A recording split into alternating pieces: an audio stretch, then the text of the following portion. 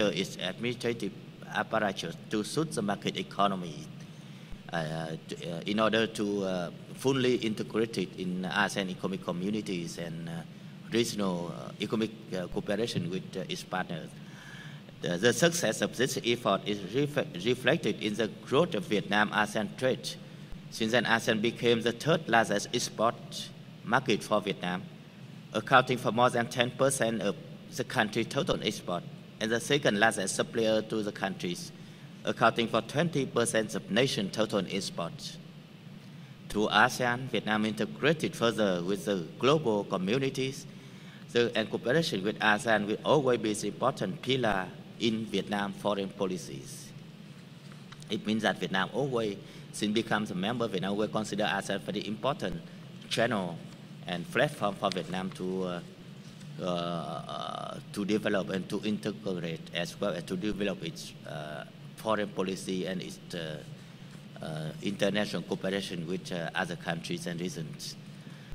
And in this section, we talk about the looking back of ASEAN at 50s, but also I have chalked some future of ASEAN and in the years ahead. We are 50 years of age, and we have achieved a lot.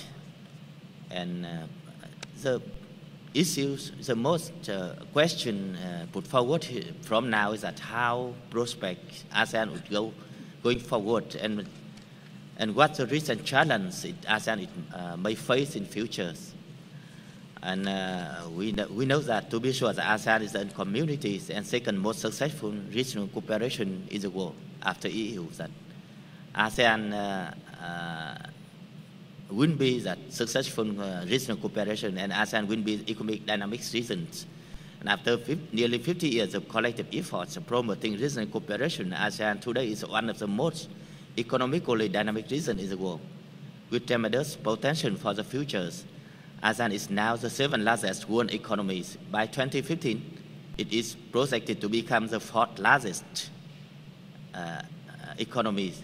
And labor productivity, innovation, entrepreneurship, and the realization of regional common market and production base are the key forces driving force for growth in ASEAN.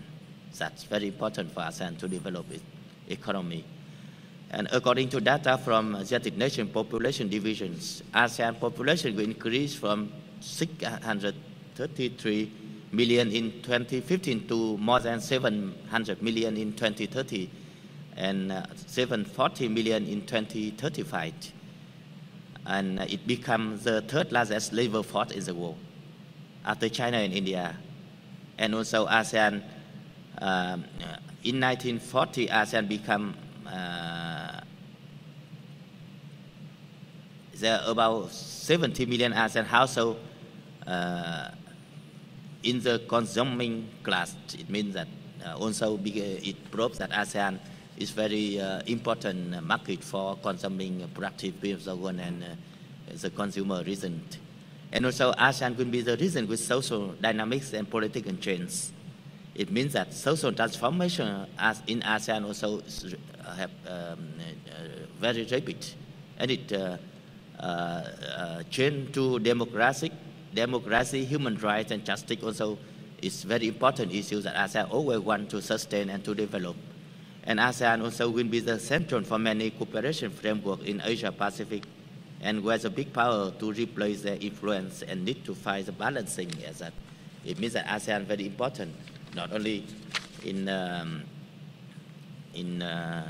region, but also in regional architectures. Also, however, ASEAN also facing a lot of challenge, a lot, and for the Vietnam role also Vietnam still and will be play very active role in develop ASEAN and sustain ASEAN as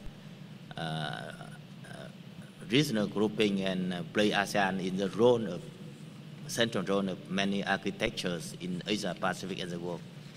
That's my presentation. Thank you for the attention. Thank you. Okay. Thank you very much, Professor Wang Hui Wang. And one thing that I suspect from presentation, from Cambodia and Vietnam, Two countries, our friends, are facing the political turmoil, I would say it.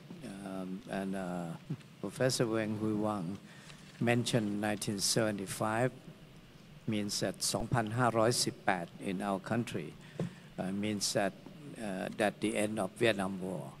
So it took about 20 years, if I can remember correctly. And after that, former President Bill Clinton went to Vietnam and shook hands with the leader of the Vietnam. And after that, Vietnam been invited into the World Trade Organization. That's the role of the major power. And this morning, I have heard Professor Surin said, and I've been asked a lot about TPP.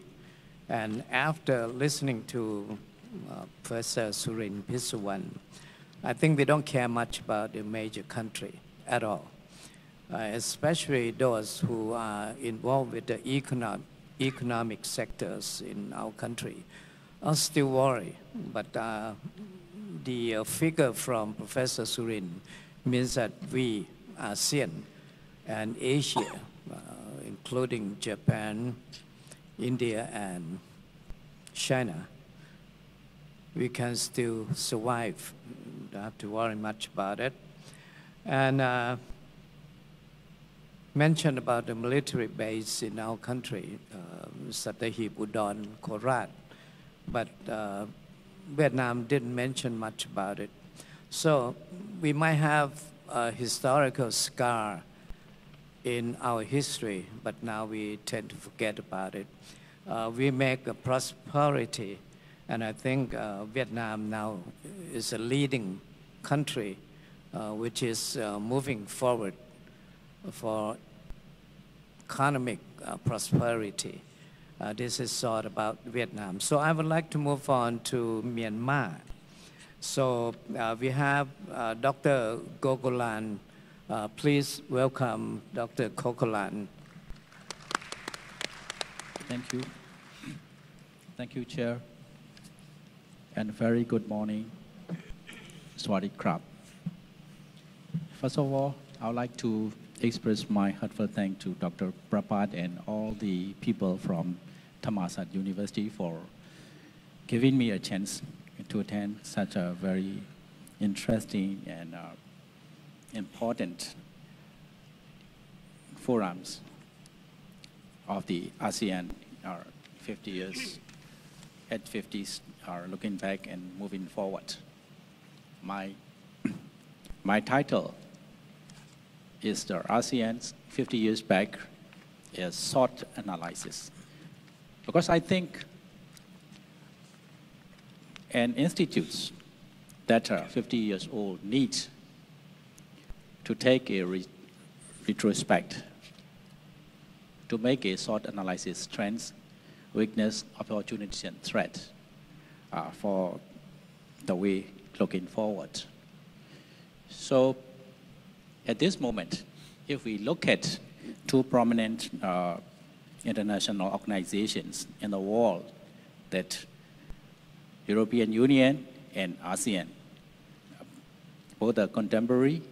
What happened to EU now? What happened to ASEAN now? Actually, compared to EU, in fact, both land areas are quite similar, but populations, ASEAN is a little bit larger than EU. We have 650 millions, EU have 510 millions. But for economy, EU is 8 times larger than ASEAN. But very interesting thing is that EU is well integrated and well spent organizations. The expenditure of EU is 8,000 times larger than ASEAN secretariats. We are quite economy, but still we are running strong compared to EU. We are now facing a lot of problems like the migration crisis and slowdown of economy and Brexit and all the consequences after the Brexit. So that why ASEAN can stand for 50 years. There are some other previous attempts to organize these regions like ASE and Mavilendo after Second World War, but they haven't lasted long. I think that only 1 or 2 years after they demised. Now ASEAN's getting age. My point of view is that I would like to borrow the words of the Charles Darwin. The survival of the fittest is the key for the survival of the ASEAN after so many hurdles and difficulties and challenges 50 years back. And now, what are the significant features of our ASEANs that have shaped our past and also that will shape our futures? We all know that our region is very diverse. Diversity in history, geography, politics, economy, religions, languages, and etc. Very diverse region, not like EU. But we have some universality in social values and also anthropological origins. It's very important. Our characteristics, our values are quite similar, even our physical features.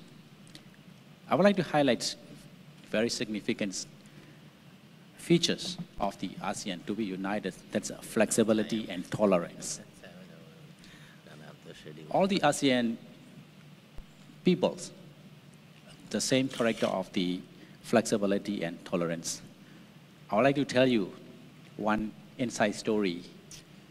I think that Thai people may know more than me about that. The ASEAN started in a noodle shop. In the morning, Dr. Suryan talked about the beginning of the inceptions of the ASEANs, started by very prominent politicians in the regions, Dr. Thanat Khoman, Mr. Dan Malik, Mr. Ramos, Mr. Rajaratnam, and Tom Razat. So 5 ASEANs leaders arrived here in Bangkok to sign Bangkok Declarations in 1967, August 8.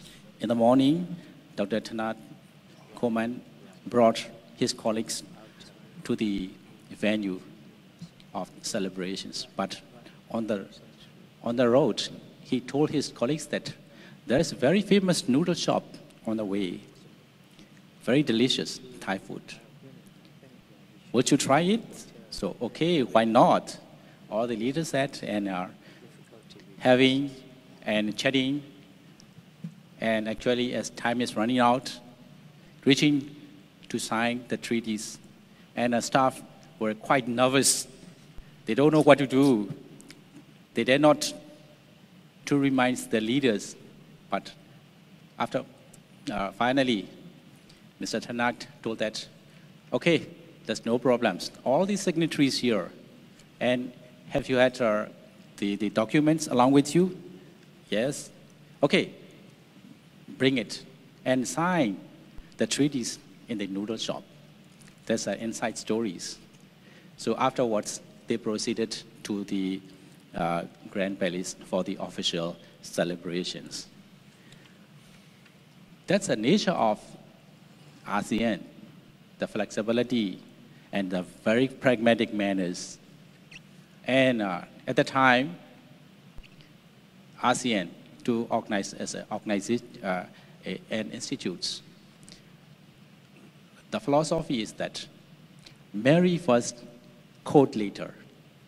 You don't need to court before you marry because it's in hurry to get an organization, regional organizations, because of the menace of the threats of the communism eastwards. So that's my Vietnamese colleagues mentioned the situation at the time. Because of the security threat, the different nations and different ideologies and different power structures. Like the Philippines and Thailand are at the time CETO members. And Malaysia and Singapore are 5-power pacts, but Indonesia is non-aligned leaders. But they were united to face the threat of the communism at the time. And also, that's a state building period of all the ASEAN nations at the time, very weak in economy, less developments, and almost all of them have the internal insurgencies during that time. So that ASEAN leaders at the time decided to make an organization to counter the threat of the westward expansion of the communism at the time. But they need to keep away from military alliances. Rather than that, to be united to pull out poverty, that's the root of communism, by developing the region together. This is the essence of ASEAN. So now, I would like to proceed to short analysis. What's the strengths? What are weaknesses? What are opportunities and threats? Okay, in my view, the strength of ASEAN, now, we have gained socio-economic dynamism and relative peace and tranquility in the regions compared to other elsewhere in the world, like in the Middle East, in Europe, and also in Africa, also in Latin America. And also, ASEAN now at the center point in the regions. In the Asian continent, ASEAN is, I think, that the sole organizations quite effectively and integrated to take the central role in the regions. No other Northeast Asian organizations, and we all know that SAARC is not yet effective because of the power rivalries between two big countries in the regions of South Asia. And also now becomes very strategic positions between two oceans, Indo-Pacific. And now we are more institutionalized. So we have got communities in 3 sectors, as we all know that. But we also have weaknesses. The first thing is that we do have many centrifugal forces. The developing gap between rich ASEAN and poor ASEAN, and cultural diversities, difference of political systems, and also international alignments. That's make our regions always try to disintegrate. And also, we still have some sort of the historical problems. And because we have, based on the meetings, and we need consensus, all the time we need to consult, we need to compromise, we need to get consensus. This makes a stagnation in decisions making. It's quite at odds with rapid growing and rapid developing globalized world. And still, not like EU, we still have less binding power structures. No supranational power like EU, no common foreign policy, no common agricultural policy or like that. That's a very significant feature, but also I think that it's also a weakness of our organizations. And opportunities. Because of our geographical proximity, we have very good trade and investment connections with world's largest markets and emerging economies like China, Japan, India, United States. That's actually boosting our economy regularly. And because of the geographical factors, we have got opportunity of global navigation hub connecting two oceans, the Indian Oceans and Pacific Oceans. And politically, ASEAN is taking pivotal role in regional politics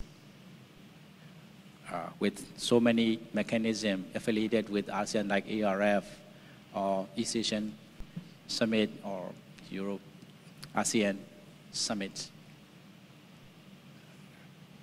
So that this is opportunities for, these are the opportunities for ASEAN in our future. If we could control, if we could handle these opportunities, our future will be bright. But still, we have threats. We are actually inevitably involved in the global power rivalries. There's two superpower now, China and United States, the rising power and the incumbent power. Always there will be frictions, whether the governments of those two countries are change. So we may be a pawn in the international strategic games.